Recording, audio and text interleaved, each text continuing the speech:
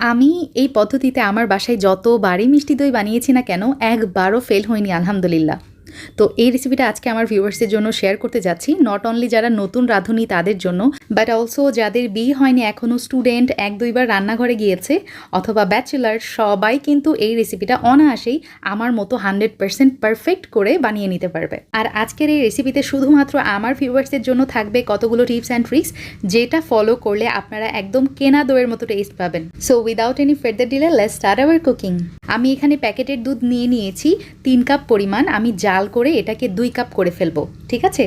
250 ml এর cup দিয়ে মেপে এখানে 3 কাপ নিয়েছি। দুধের পাতিলে বলক চলে আসলে আমি সেখান থেকে 4 টেবিল চামচ দুধ আলাদা করে একটা বাটিতে নিলাম। এখন দুধের মধ্যে মিলিয়ে দিচ্ছি সামান্য স্যাফরন, দেখতেই পাচ্ছেন। তবে আপনারা চাইলে কিন্তু এখানে ফুড কালারও ব্যবহার করতে পারেন। এখন এই মিশ্রণটা একটা সাইডে রেখে দিচ্ছি আর নেক্সট স্টেপে চলে যাচ্ছি। এখানে আছে 3 টেবিল চামচ চিনি।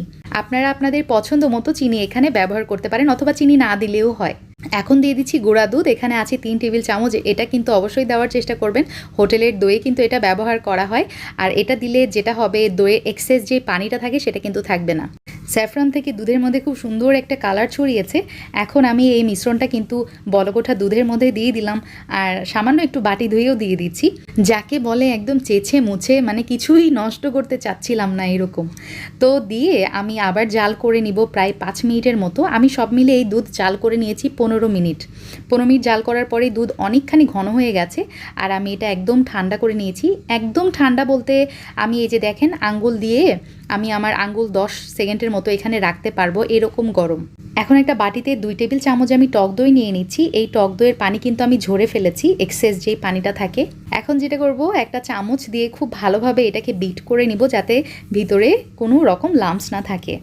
তো এখন বিট করা হয়ে গেছে। এখন পাতিল থেকে সামান্য এই দুধের মিশ্রণটা দিয়ে দিব, সব দিব না।